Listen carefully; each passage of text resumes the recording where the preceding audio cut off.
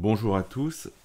Ce tutoriel va être consacré à l'utilisation de l'amélioration du contour au travers de l'environnement sélectionné et masqué. Donc voici une image du Maroc. Alors, on est là sous Camera Raw. D'une manière générale, c'est toujours la même chose entre Camera Raw et Lightroom. C'est pas présenté de la même manière, mais c'est exactement la même chose pour ce qui est du développement. Ma recommandation en la matière, c'est de faire le minimum de choses sous Lightroom et de ne consacrer que très peu de temps au développement sous Lightroom. Alors, ce que je fais, c'est que je demande le mode auto, je regarde ce que ça donne et je vais surveiller les tons clairs, les tons foncés, faire une légère correction du voile. Bon, là, j'ai pas de problème de surexposition, sous-exposition, donc je vais laisser l'image telle qu'elle. Et puis, dernière chose que je fais, je vais activer le profil de correction de mon objectif. Voilà. Bon, là, en l'occurrence, c'est un objectif qui est un peu en coussinet, donc je le repasse un peu en barillet. Et puis, peut-être une petite tendance au vignettage. Voilà. J'en ai terminé, et j'ouvre donc l'image maintenant pour me rendre sous Photoshop. Alors, ici, comme dans la plupart des photos de paysage, on a d'une part un ciel qui est toujours plus lumineux que la partie terrestre, donc il faut rééquilibrer les deux. Pour ça, on va sélectionner le ciel. Donc ça, je vais prendre l'outil de sélection rapide. Pour régler l'outil de sélection rapide, eh bien, j'appuie sur la touche CTRL et ALT, je déplace vers la droite ou vers la gauche pour réduire la taille de l'outil. Je monte vers le haut pour réduire la dureté, ou au contraire vers le bas pour augmenter la dureté de l'outil.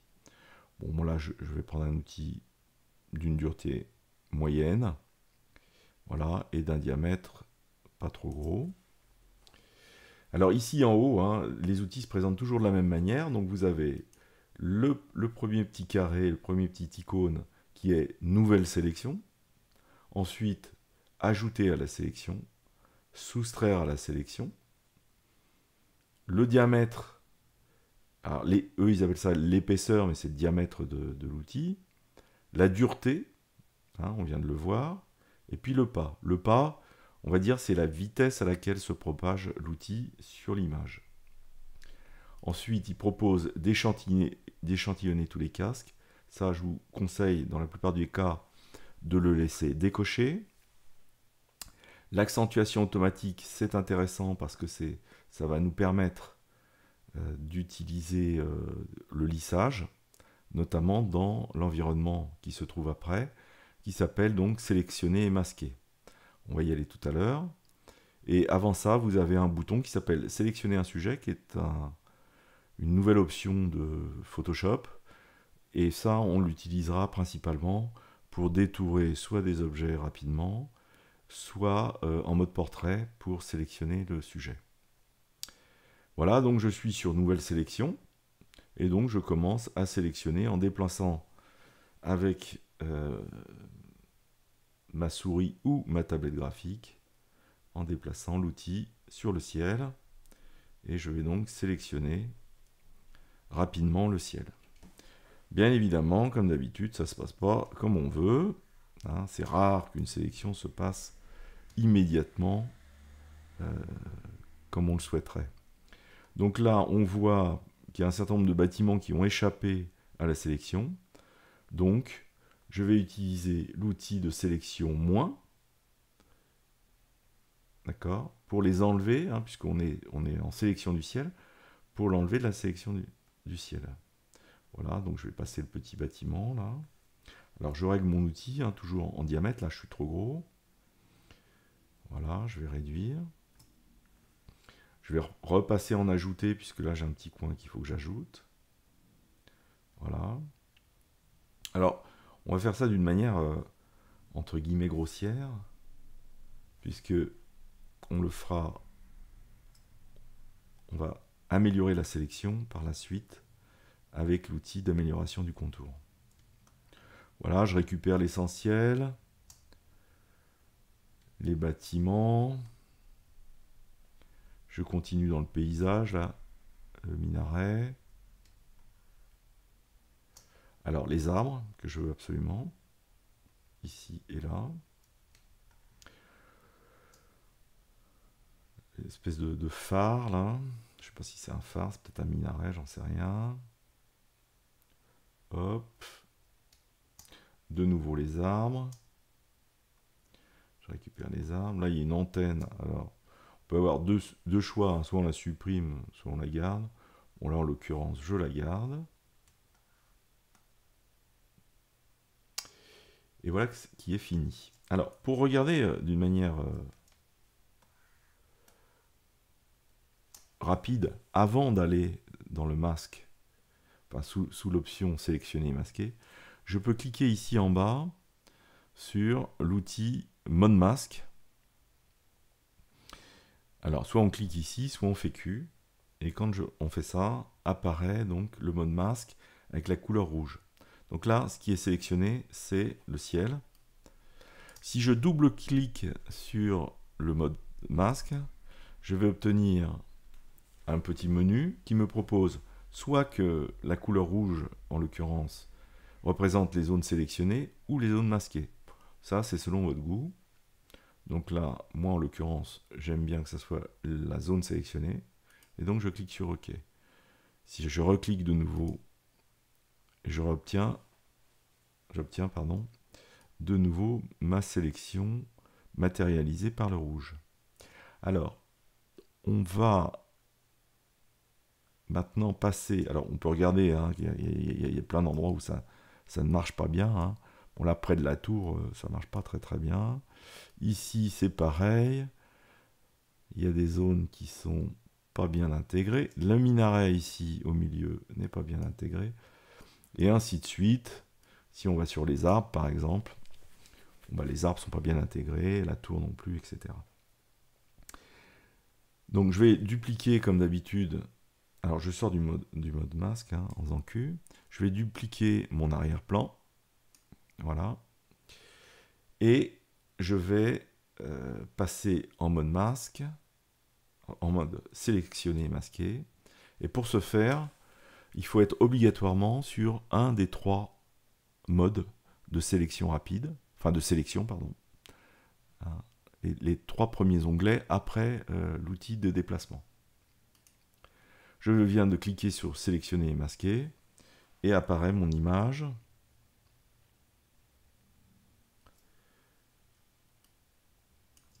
Voilà. Donc je vais me rapprocher. Je vais me rapprocher du bord de l'image pour commencer à améliorer le contour. Alors pour améliorer le contour, il faut prendre le deuxième outil ici. Alors, outil avec le raccourci R. Donc ici on a tous les outils. Alors l'outil de sélection rapide, donc l'outil amélioration des contours, l'outil pinceau, l'outil de lasso polygonal, où si j'appuie sur Alt, je vois qu'il y a le lasso en dessous, la main pour déplacer l'image et la loupe. Je me remets sur l'outil d'amélioration du contour. Je règle la taille de mon outil vers la droite pour l'augmenter, vers la gauche pour le diminuer, et la dureté, plus dur vers le bas, moins dur vers le haut. Voilà, et je vais peindre les bords qui sont limites entre les deux zones.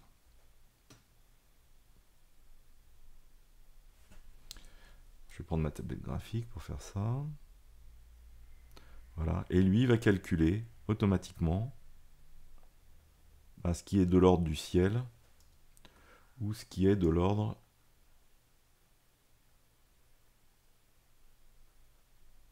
de la ville qu'on trouve en dessous.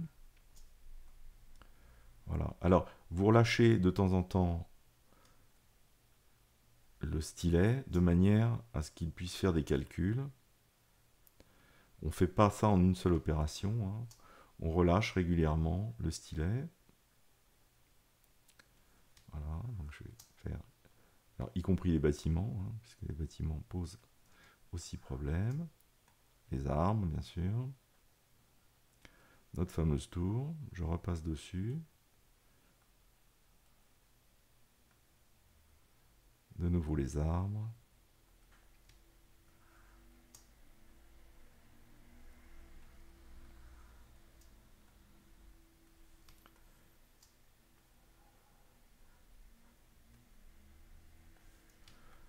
Voilà.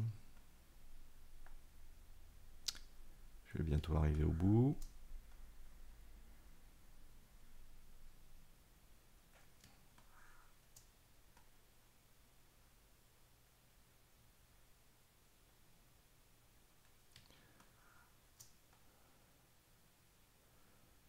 Tous les bords.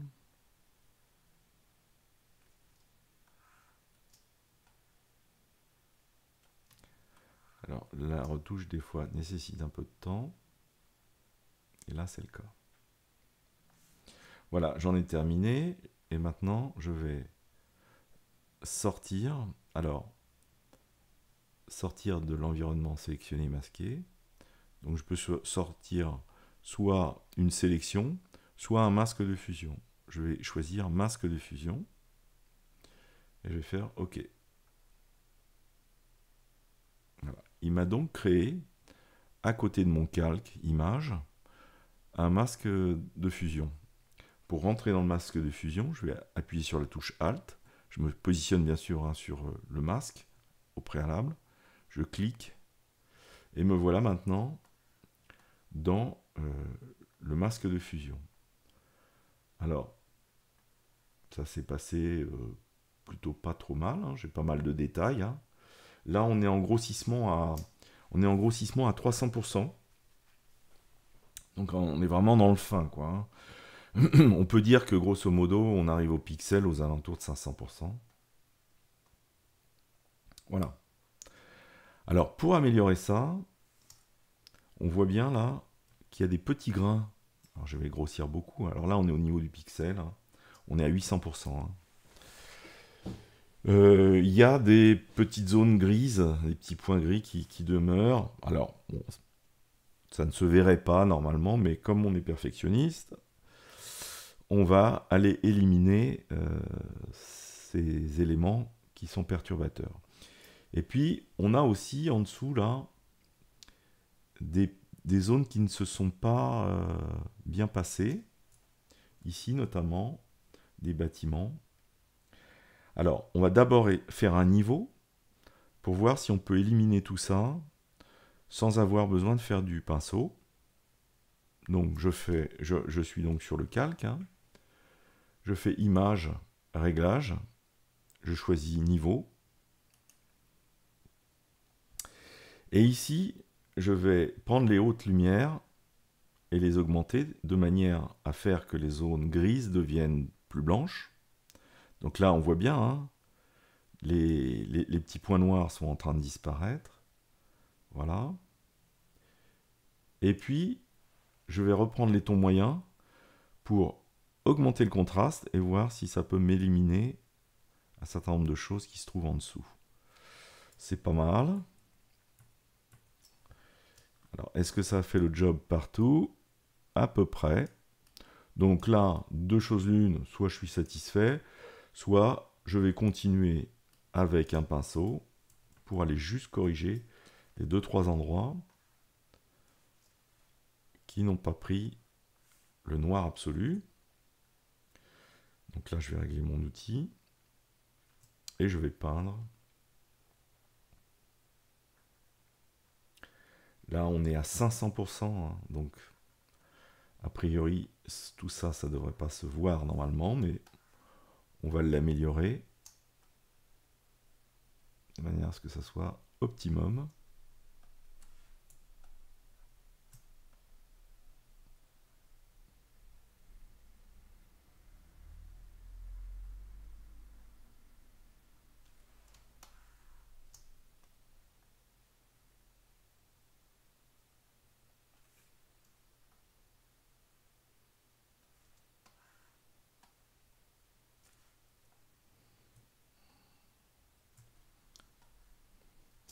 Voilà, j'en ai terminé de l'amélioration du contour.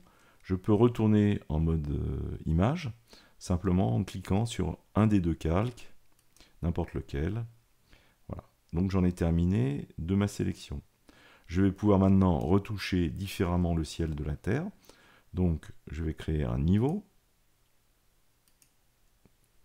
Je prends le masque inférieur, j'appuie sur la touche Alt et je le monte sur le masque de niveau. Il me demande de remplacer, oui. Et là, je vais me positionner sur le masque qui correspond au calque de réglage niveau et je vais inverser.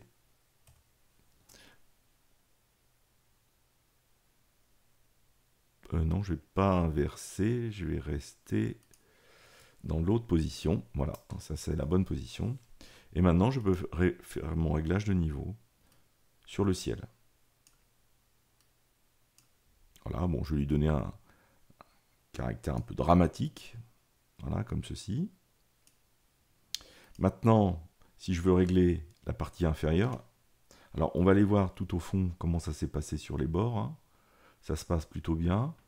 Alors, ce qui se passe pas bien, c'est que j'ai un bruit numérique. En fait, je n'avais pas bien regardé au moment où j'ai développé ma photo, mais elle a du bruit numérique. Alors là, il n'y a pas de problème, puisque maintenant, on peut retourner dans Camera Raw à partir de Photoshop. Donc, je me positionne sur l'image. Je vais dans Filtre et Filtre Camera Raw. Je me positionne ici sur l'onglet Détail. Évidemment, l'inverse de la réduction du bruit, c'est de diminuer la netteté. Donc je diminue le gain, le rayon, le détail, et je vais améliorer la réduction de bruit de luminance. Donc je grossis mon image de manière à voir ce que je suis en train d'améliorer. Je vais grossir beaucoup pour que vous ayez l'occasion quand même de voir.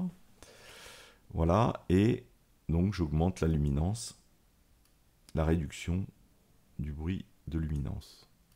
Voilà, c'est un niveau satisfaisant. On est à 1000% là, on est vraiment très. On a grossi énormément l'image. Je fais OK, je reviens dans mon image et le problème est réglé. On ne peut pas malheureusement retourner dans Lightroom à partir de Photoshop. Donc on retourne dans Camera Raw.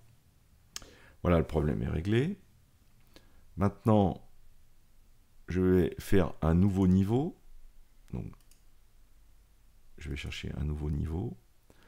Je prends le masque qui est en dessous, j'appuie sur Alt et je maintiens en montant le masque sur celui du dessus.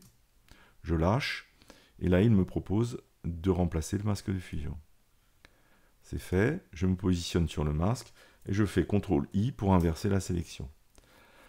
Maintenant, je vais pouvoir régler le bas de mon image.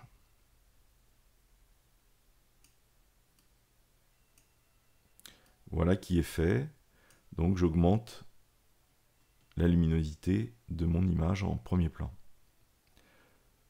Alors il faudra harmoniser effectivement le ciel et la terre en termes de luminosité.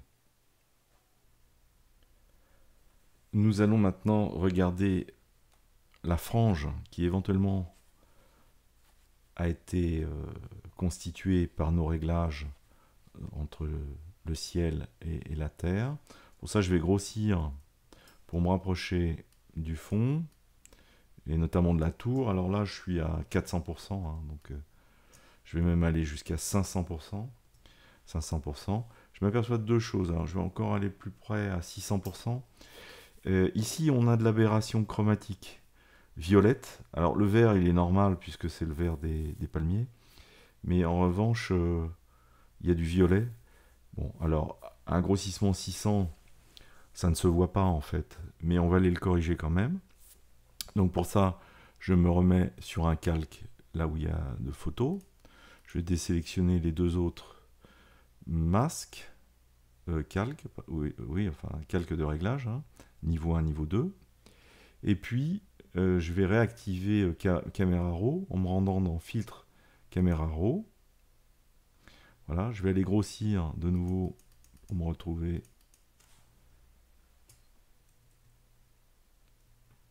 Voilà, près des... Alors on a déjà réglé tout à l'heure le problème du bruit, et j'aurais dû remarquer qu'il y avait aussi un problème de bruit de luminance, de couleur. Pas de luminance, mais de couleur. Donc là, ici, je me suis mis dans l'onglet détail, et donc je vais monter à 40%. Voilà, et le violet disparaît. Je laisse détail couleur et lissage des couleurs à 50%.